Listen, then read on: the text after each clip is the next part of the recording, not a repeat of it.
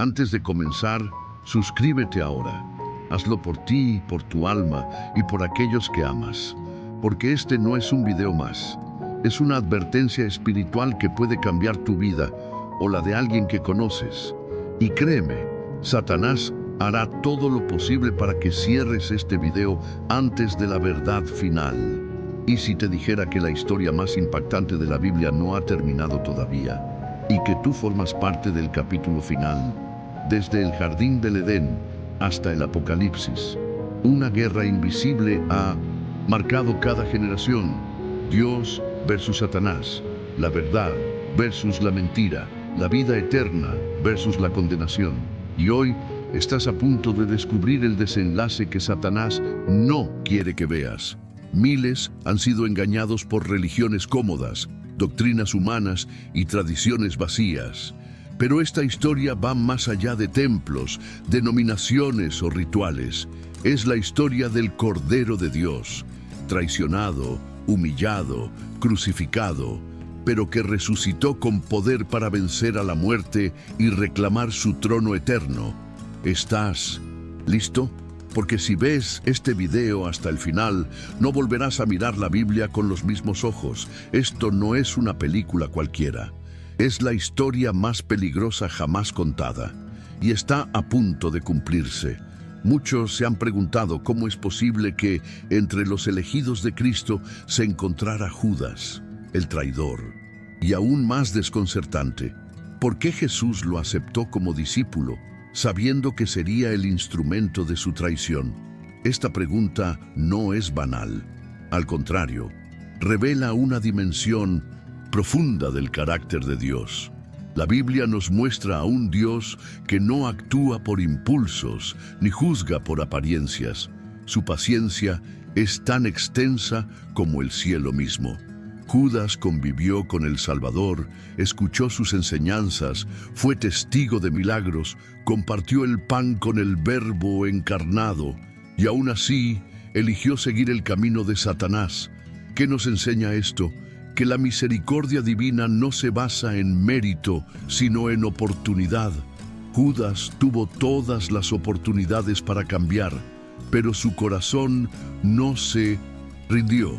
Dios no lo rechazó. Judas se perdió porque rechazó a Dios. Esto nos lleva a una reflexión seria. ¿Por qué entonces nos escandalizamos cuando encontramos hipócritas en la iglesia? Jesús, sabiendo lo que Judas haría, no lo expulsó del círculo íntimo, le lavó los pies, compartió la mesa con él, lo amó hasta el último momento. Eso no significa tolerancia con el pecado, sino oportunidad para el arrepentimiento. ¿Y nosotros estamos dispuestos a actuar con la misma compasión? A veces vemos a alguien que falla y queremos apartarlo de inmediato, sin entender que quizás está en su lucha más intensa. Satanás opera con astucia, y su mayor triunfo es cuando logramos excluir en lugar de restaurar. ¡Qué advertencia para quienes manejan la autoridad espiritual con mano dura! El corazón de Dios siempre clama por redención, no por castigo. Ahora bien, no confundamos misericordia con negligencia. Dios no ignora el pecado, pero lo trata con sabiduría. En el caso de Judas, la gracia fue ofrecida hasta el último segundo. Jesús lo confrontó sin humillarlo, lo amonestó sin avergonzarlo públicamente. ¿Te has fijado en eso? El Salvador nunca lo expuso delante de los demás, aunque sabía lo que tramaba. Le habló al corazón, no a la multitud. ¡Qué lección de pastoral divina! Hoy, cuando la crítica y la denuncia se han vuelto armas comunes entre creyentes, la Biblia nos llama a recordar que Dios actúa en silencio, pero con precisión. El que esté limpio, lave los pies de su hermano. Y no apedree su debilidad. Judas no fue rechazado por Dios, fue él quien se alejó de la luz por decisión propia. Tal vez tú, que estás escuchando esto, has convivido con alguien que parece doble, incoherente, incluso hipócrita. O tal vez has sentido que esa persona eres tú. No te desesperes. Judas fue un ejemplo extremo. Pero no todos los que caen están perdidos. Pedro también cayó. Negó a Cristo 3 veces, pero su historia tuvo otro final. ¿Por qué? Porque hubo quebrantamiento, porque hubo lágrimas, porque hubo arrepentimiento sincero. Dios mira el corazón. La Biblia dice en 1 Samuel 16:7, el hombre mira lo que está delante de sus ojos, pero Jehová mira el corazón. ¿Puedes entender ahora por qué Dios soporta a los que fallan? Porque muchos de ellos, en su dolor, están más cerca del arrepentimiento que aquellos que se creen fuertes. A veces, el mayor enemigo de nuestra alma no es Satanás, es nuestro orgullo. Pero aún hay más, porque aunque Judas fue un ejemplo extremo, no todos los que caen están perdidos. Y eso es exactamente lo que veremos en el próximo tema. Pedro era fuego, era pasión, era impulso, era ese tipo de persona que promete con el corazón en la mano, que se lanza al mar sin pensarlo 2 veces, que jura lealtad aún antes de entender el precio. Y Jesús lo sabía. Desde el primer encuentro, el maestro lo miró no solo como un pescador, sino como un líder.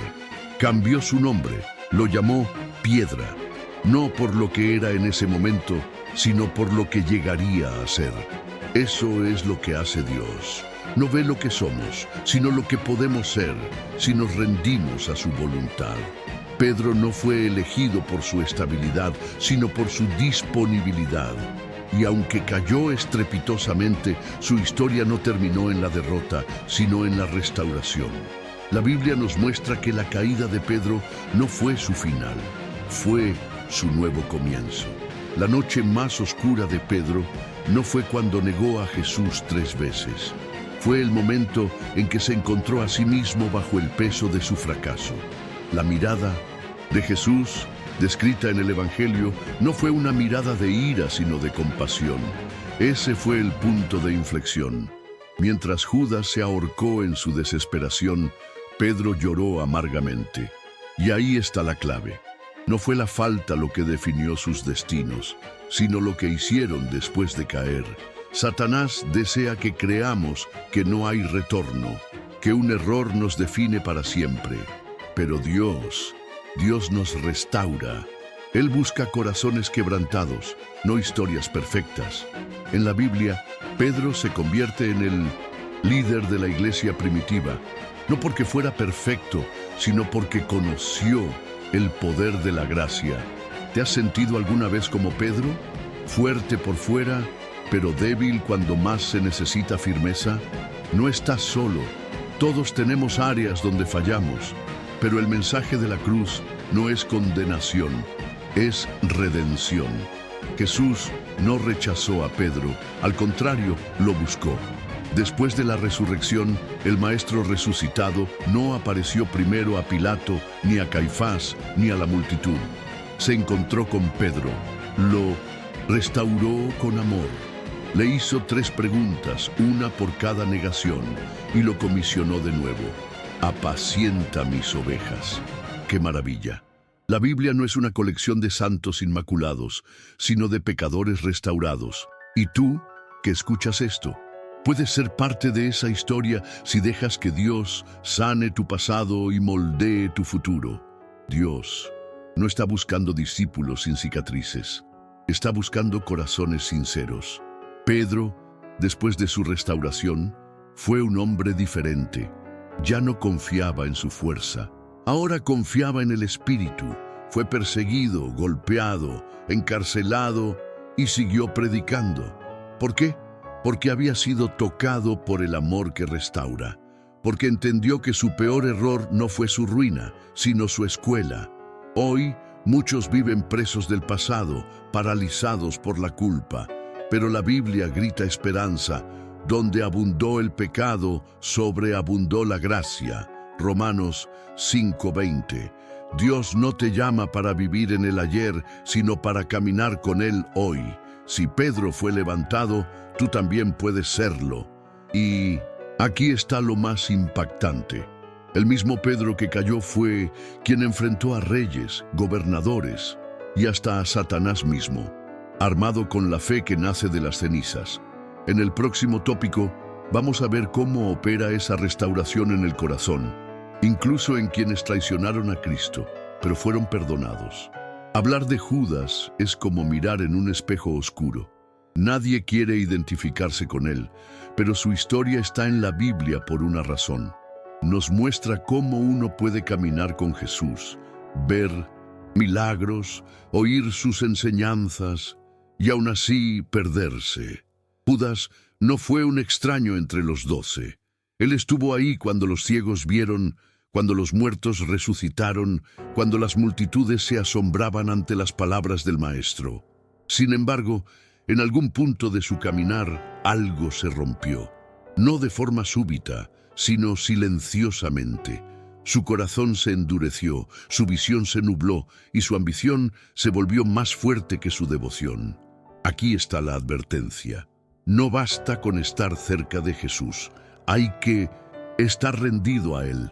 Satanás no busca destruirte de una vez. Él le quiere seducirte poco a poco. La Biblia nos dice que Judas era el tesorero del grupo. Tenía acceso al dinero y en secreto empezó a tomar para sí. Era una grieta escondida, pero fatal. Cuando Satanás encontró esa brecha, entró. Eso es lo que hace el enemigo. No necesita una puerta abierta de par en par, solo una rendija. Judas vendió a Jesús por 30 monedas de plata, pero su alma valía mucho más. Fue al templo, trató de devolver el dinero, pero ya era tarde. La culpa lo consumió. En vez de correr a la cruz, corrió al abismo. ¡Qué tragedia! No porque Jesús no pudiera perdonarlo, sino porque él no lo buscó.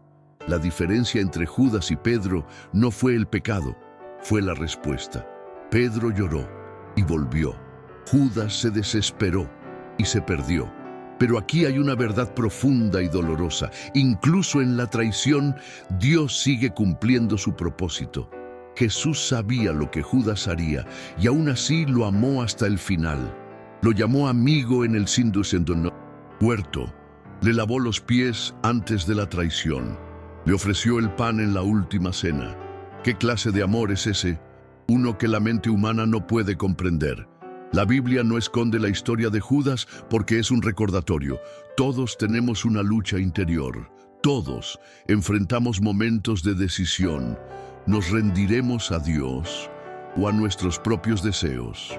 Judas eligió el camino del orgullo, de la autoconfianza y terminó destruido. No por falta de grasa, sino por falta de rendición. Judas representa a todos los que priorizan lo temporal sobre lo eterno, los que piensan que pueden manipular los planes de Dios, los que ven a Jesús como un medio para alcanzar sus propios fines. Pero el Evangelio no se trata de usar a Dios, sino de ser transformados por Él. En cada generación hay quienes traicionan al Maestro no con un beso, sino con indiferencia, con incredulidad, con un corazón dividido. Y aún así, Dios sigue llamando, sigue amando, sigue esperando. La Biblia nos muestra que mientras haya vida, hay esperanza. No importa lo lejos que hayas caído, si te vuelves a Dios, Él te levantará. Y así terminamos este capítulo con una pregunta seria. ¿Estás siguiendo a Jesús por amor o por conveniencia? Porque el enemigo, Satanás, no teme a quienes están cerca del Maestro, teme a quienes están rendidos a Él. En el próximo tópico veremos cómo María Magdalena, una mujer marcada por el pasado, se convierte en símbolo de redención, gracia y profunda devoción. Prepárate. Si hay un nombre que brilla con esperanza en medio de la oscuridad, es el de María Magdalena. Su historia no comienza en un templo ni en una sinagoga, sino en un lugar mucho más sombrío.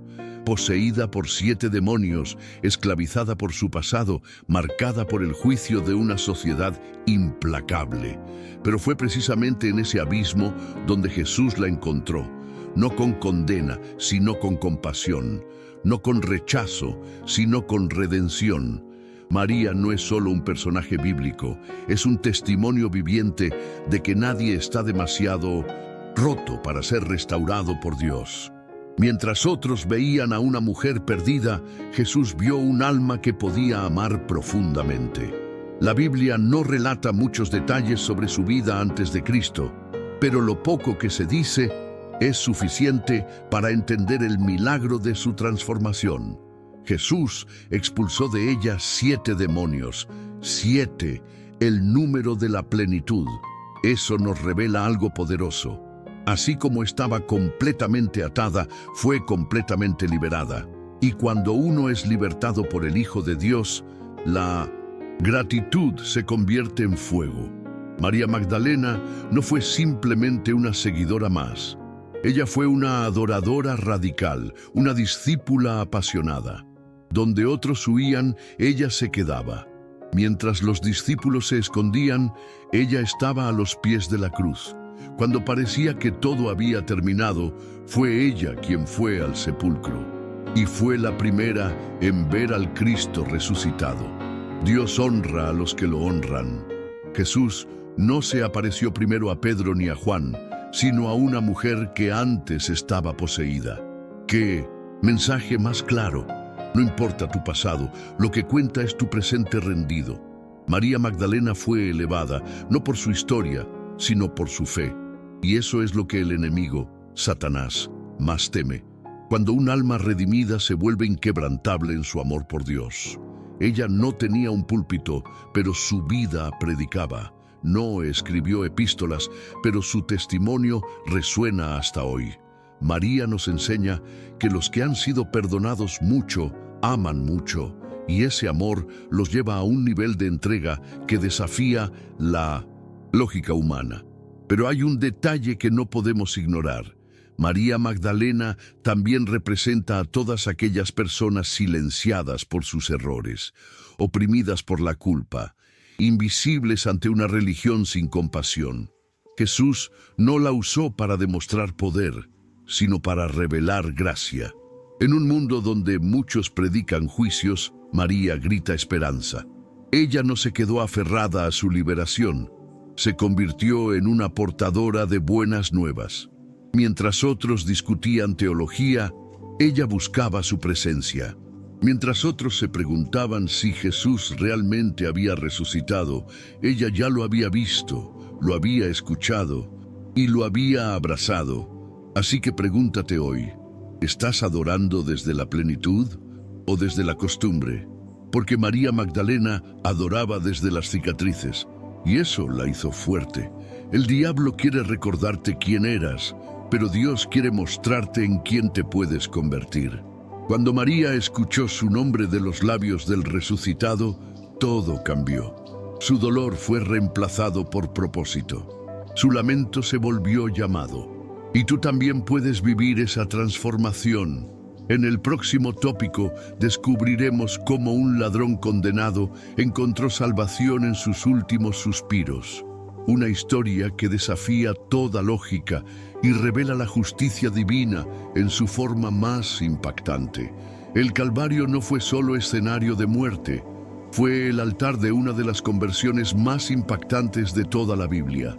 2 hombres colgaban al lado de Jesús, ambos criminales, ambos culpables, ambos condenados.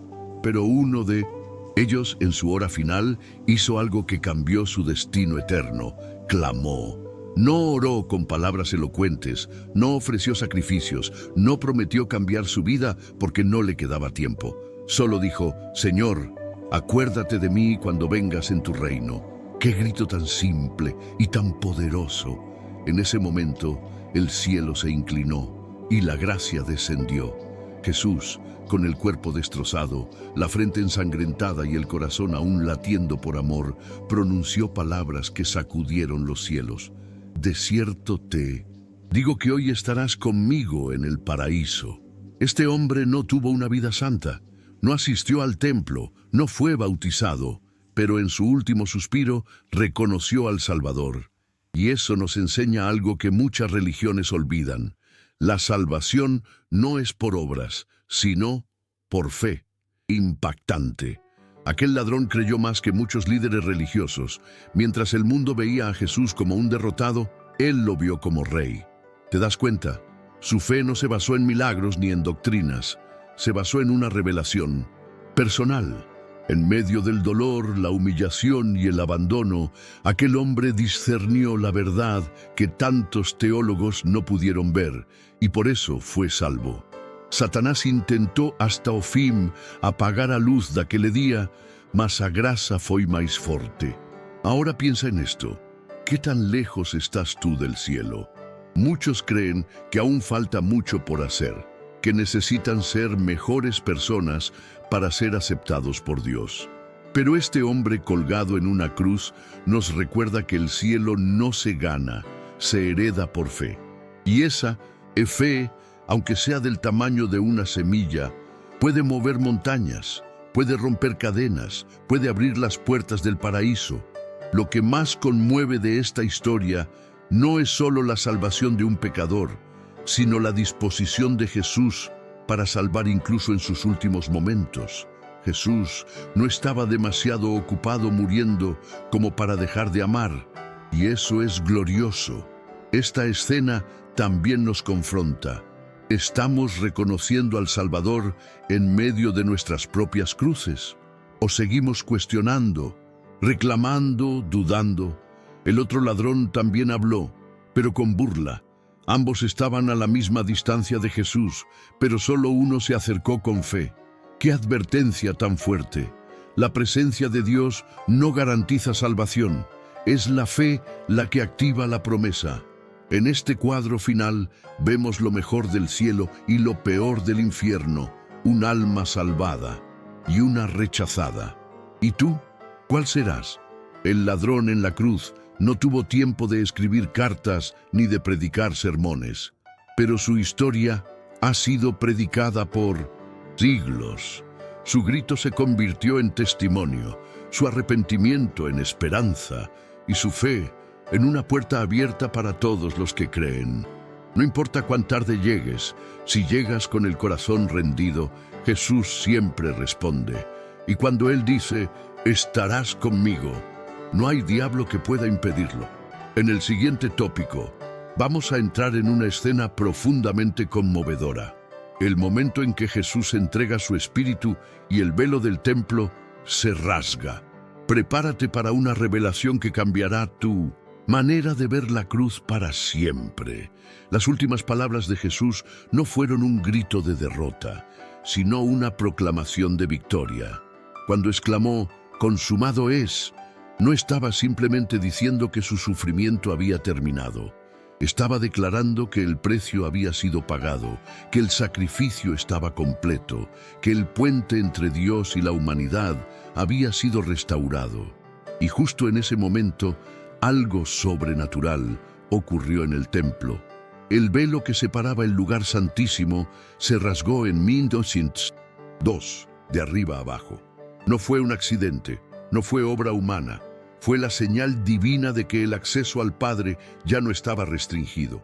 Lo que por siglos había estado reservado solo para el sumo sacerdote, una vez al año, ahora se abría a todos los que creen. Impactante. El cielo se abrió, en medio de una muerte. El velo simbolizaba separación. Representaba el pecado que impedía al hombre entrar en la presencia de Dios.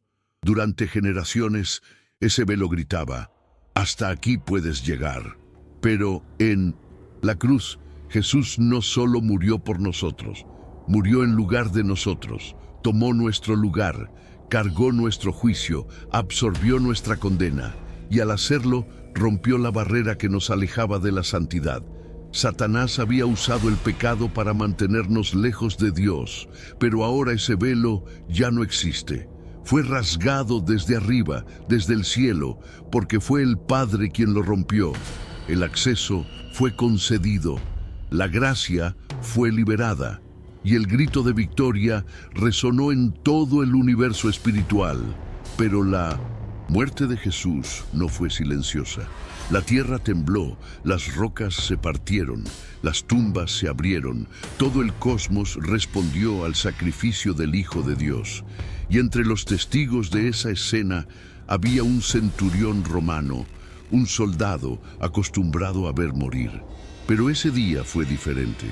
Vio cómo Jesús entregó su espíritu, no como un derrotado, sino como un rey que decide el momento de su partida. Y conmovido hasta lo más profundo, exclamó: verdaderamente este era el Hijo de Dios. ¡Qué declaración tan poderosa! Hasta los enemigos reconocieron la divinidad del crucificado. ¿Y nosotros? ¿Estamos viendo la cruz como un final trágico o como el inicio de nuestra redención? La cruz es más que madera, es más que clavos, es más que dolor. Es el altar donde el amor venció al juicio, donde la sangre habló más fuerte que el pecado, donde Dios se entregó para que tú vivas. Increíble. Lo que parecía un momento de oscuridad fue en realidad la mayor manifestación de luz. El grito de "consumado es" sigue resonando hoy, invitando a cada alma a dejar de luchar, a dejar de intentar merecer el cielo y simplemente recibir la gracia que fluye desde esa cruz. Si entiendes esto, tu vida no será la misma, porque no se trata de religión, se trata de redención, y la cruz es la clave.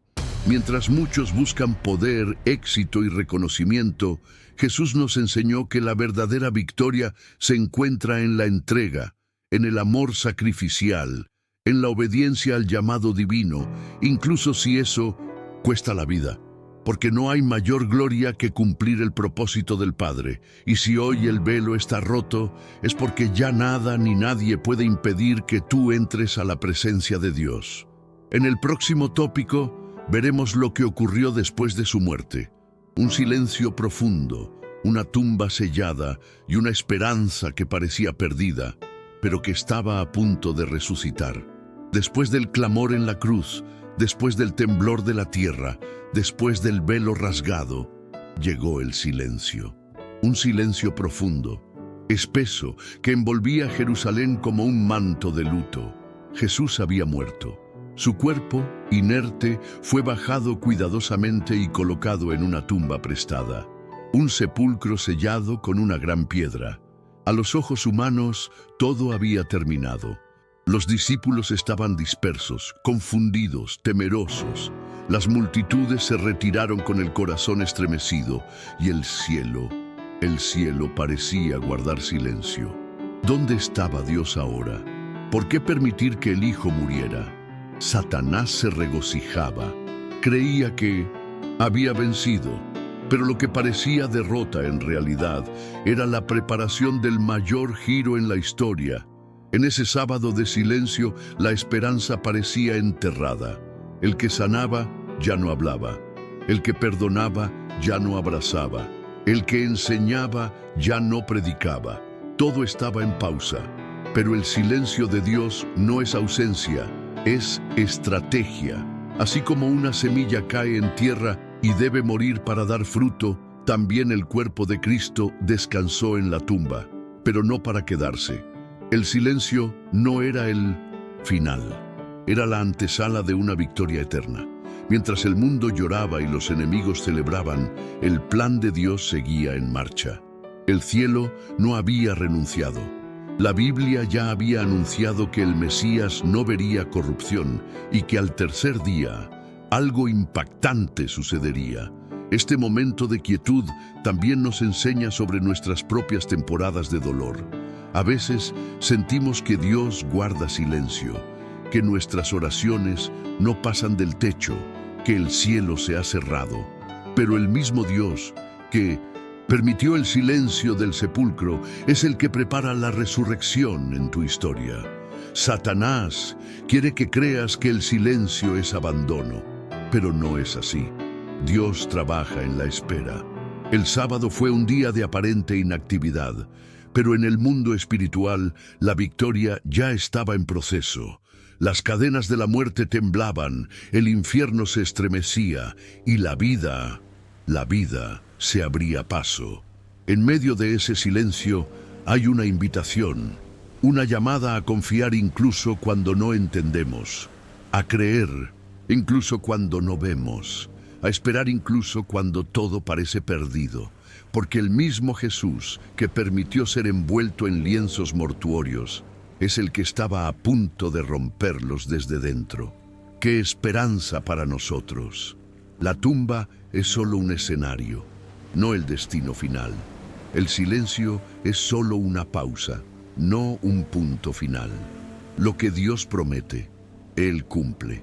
Y aunque haya una piedra en la entrada, no hay sepulcro que pueda retener al autor de la vida. Y así llegamos al umbral del mayor acontecimiento de todos los tiempos. Si la cruz fue el sacrificio y el sepulcro fue el silencio, entonces la resurrección será la explosión gloriosa de la vida. En el próximo tópico vamos a presenciar lo imposible, lo impensable, lo que cambió el curso de la historia. Jesús se levanta, la muerte es derrotada y el mundo nunca será el mismo. El sol aún no había salido completamente cuando algunas mujeres valientes caminaron hacia la tumba. Llevaban especias para ungir un cuerpo, pero no sabían que lo que iban a encontrar no era un cuerpo, sino un milagro. Mientras avanzaban se preguntaban, ¿quién nos quitará la piedra del sepulcro? Pero cuando llegaron, la piedra ya estaba removida, y al entrar vieron a un ángel que les dijo, ¿por qué buscan entre los muertos al que vive? ¡Impactante! Jesús ya no estaba allí. La tumba vacía hablaba más alto que 1000 sermones. Satanás había sido derrotado. La muerte había perdido su aguijón. La resurrección de Cristo no es solo un evento del pasado, es la base de toda nuestra fe, la mayor prueba de que el poder de Dios va más allá del sepulcro. Jesús no solo resucitó, Él apareció, caminó con sus discípulos, comió con ellos, habló con ellos, permitió que lo tocaran. Fue una resurrección real, física, visible. No era una alucinación, no era una leyenda, era la vida venciendo la muerte. El testimonio de aquellos que lo vieron resucitado fue tan fuerte, tan transformador, que muchos de ellos murieron sin negar lo que habían presenciado. ¿Quién moriría por una mentira? Nadie. Ellos sabían que Jesús estaba vivo y ese hecho cambió todo. La Biblia declara con poder, si Cristo no resucitó, vana es nuestra fe. Pero Él resucitó y por eso nuestra fe tiene sentido, tiene base, tiene esperanza. Cada detalle de esa mañana gloriosa es un grito del cielo diciendo, la vida ha vencido. El manto fue dejado, la piedra fue movida y el sepulcro fue vencido. Jesús salió, no para regresar a la cruz, sino para ser exaltado. Ascendió al cielo y está sentado a la derecha del Padre.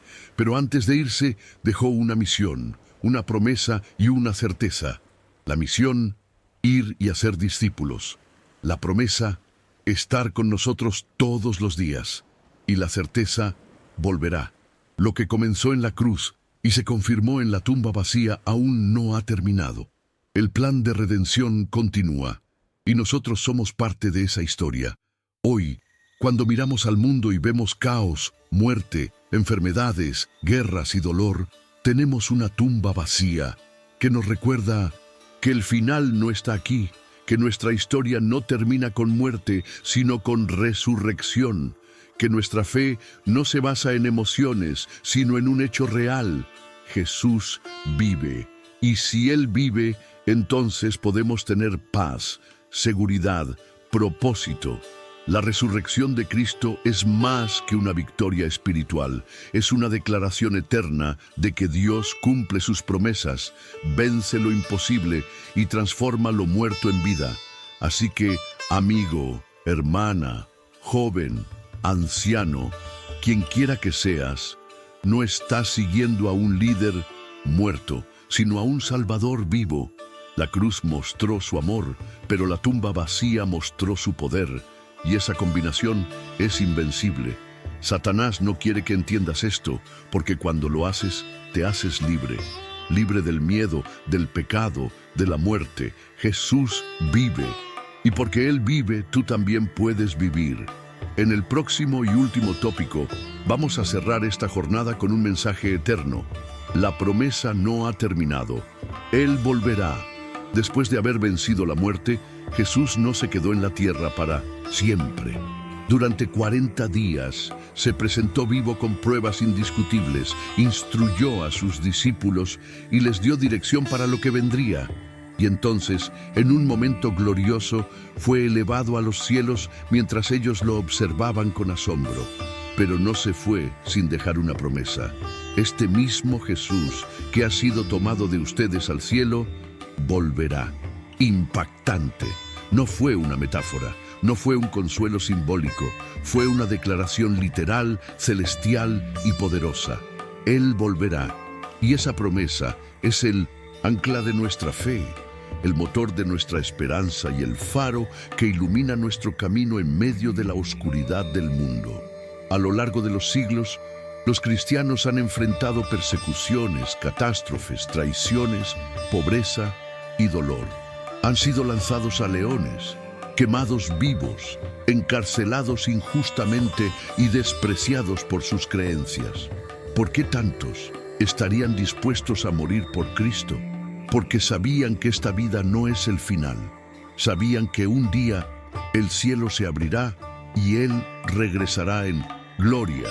La Biblia dice que todo ojo lo verá y que vendrá con poder, majestad y juicio, no como un cordero sacrificado, sino como Rey de reyes y Señor de señores. Satanás tiembla ante esta verdad, porque su derrota será definitiva y el reino de Dios será restaurado plenamente. Hoy, muchos se burlan de esta promesa. Dicen, ¿dónde está el cumplimiento? Todo sigue igual desde el principio del mundo. Pero el apóstol Pedro nos advirtió sobre estos burladores. Dios no se retrasa en cumplir su promesa. Él es paciente, esperando que más personas se arrepientan. ¡Qué amor tan grande! No quiere que nadie se pierda, sino que todos lleguen al conocimiento de la verdad. Pero vendrá como ladrón en la noche, como relámpago que cruza el cielo. Y cuando Él venga, ya no habrá tiempo para decidir. Por eso, el momento de prepararse es ahora. La Biblia nos llama a estar vigilantes, con nuestras lámparas encendidas y el corazón limpio. ¿Estás listo para su regreso? No basta con saberlo. Intelectualmente, es necesario vivir como si fuera hoy. Perdonar, amar, servir, obedecer, predicar. La fe sin acción está muerta. La espera sin preparación es negligencia. Jesús dejó señales y muchas ya se han cumplido. Guerras, pestes, apostasía, falsos profetas, el aumento del mal. Todo apunta hacia un clímax, pero no tenemos que tener miedo. Si estamos en Cristo, su regreso es nuestra mayor alegría. Es el día en que seremos transformados, glorificados y viviremos para siempre con Él. Es el día en que todo dolor terminará y comenzará la eternidad con Dios. Hermano, hermana, no dejes que la rutina te duerma. No permitas que las distracciones del mundo te roben la urgencia espiritual. Satanás quiere que pienses que tienes tiempo, que no es tan serio, que puedes decidir después. Pero eso es mentira. Hoy es el día de la salvación. Hoy es el día de volver al primer amor, de arrepentirse, de buscar a Dios con todo el corazón. Jesús viene pronto, no como un rumor lejano, sino como una realidad inminente. Y cuando venga, quiero que me encuentre fiel. ¿Y tú? ¿Estás listo para mirar al cielo y decir, este es mi Señor a quien he esperado? En el clímax de toda la historia bíblica se revela un final glorioso. La victoria total y definitiva de Cristo sobre el pecado, la muerte y Satanás. Cada profecía cumplida, cada lágrima derramada, cada mártir asesinado, cada oración susurrada en la oscuridad, todo cobra sentido cuando el Cordero resucitado toma su trono eterno. Impactante. El mismo Jesús que fue traicionado, humillado y crucificado, ahora reina sobre todo poder y autoridad. El Apocalipsis declara que los reinos del mundo han venido a ser del Señor y de su Cristo. No habrá más mal, no habrá más injusticia. El plan de Dios se cumplió. La historia no termina en tragedia, sino en gloria. En ese día, la Biblia dice que Él enjugará toda lágrima de los ojos de sus hijos. No habrá más muerte, ni llanto, ni clamor, ni dolor. Todo lo viejo habrá pasado. Y entonces, desde el trono, se escuchará la voz de Dios diciendo: «He aquí, yo hago nuevas todas las cosas». ¡Qué promesa maravillosa! Será el amanecer de un nuevo cielo y una nueva tierra. La humanidad redimida vivirá en comunión perfecta con su Creador. No habrá templos, porque Dios mismo habitará con nosotros. No necesitaremos sol ni luna, porque el Cordero será nuestra luz eterna. Gloria sin fin. Mientras eso no ocurre, el enemigo sigue luchando desesperadamente. Satanás sabe que le queda poco tiempo, por eso intensifica su engaño y persecución. Pero ya fue derrotado en la cruz y su destino está sellado. Será lanzado al lago de fuego, junto con todos los que rechazaron a Dios. Esta no es una advertencia simbólica, es una realidad espiritual que no podemos ignorar. Dios es amor, pero también es justo, y el juicio final traerá retribución para cada uno según sus obras. No está en la Biblia que todos serán salvos. Solo aquellos que lavaron sus vestiduras en la sangre del Cordero entrarán en la ciudad santa. Ahora es tiempo de vivir con esa esperanza. Cada día puede ser el último. Cada decisión que tomamos es una semilla para la eternidad. ¿Estamos construyendo sobre la roca o sobre la arena? ¿Nuestro tesoro está en el cielo o en la tierra? El que persevere hasta el fin será salvo. Y ese fin puede llegar en cualquier momento. Prepárate. No te conformes con una fe tibia. No vivas para este mundo que pasa. Vive con los ojos puestos en lo eterno. Porque la historia que Dios escribió tiene un final feliz para los que le aman. El Cordero venció y su victoria es nuestra. Y cuando llegue ese día y todo se cumpla, quiero estar entre la multitud que canta con voz fuerte: «Digno es el Cordero que fue inmolado». Quiero ver su rostro, tocar sus manos heridas y adorarlo por los siglos sin fin. No habrá más miedo, ni dudas, ni pecado, solo paz, justicia, amor y gozo indescriptible. Y tú, que has escuchado hasta aquí, no estás aquí por casualidad. Dios te está llamando hoy a rendirte, a consagrarte, a prepararte, porque todo se cumplirá. Y cuando eso ocurra, que podamos estar de pie con nuestras lámparas encendidas diciendo: «Maránata, ven, Señor Jesús». La historia está escrita, el final se acerca, el Cordero venció y te está llamando por tu nombre. No es tiempo de vivir adormecido, es tiempo de despertar, decidir y seguir a Cristo hasta el fin. Suscríbete ahora para más revelaciones que Satanás no quiere que escuches. Comparte este video, porque alguien que conoces necesita esta verdad. Y recuerda, el que tenga oídos para oír, que oiga lo que el Espíritu dice.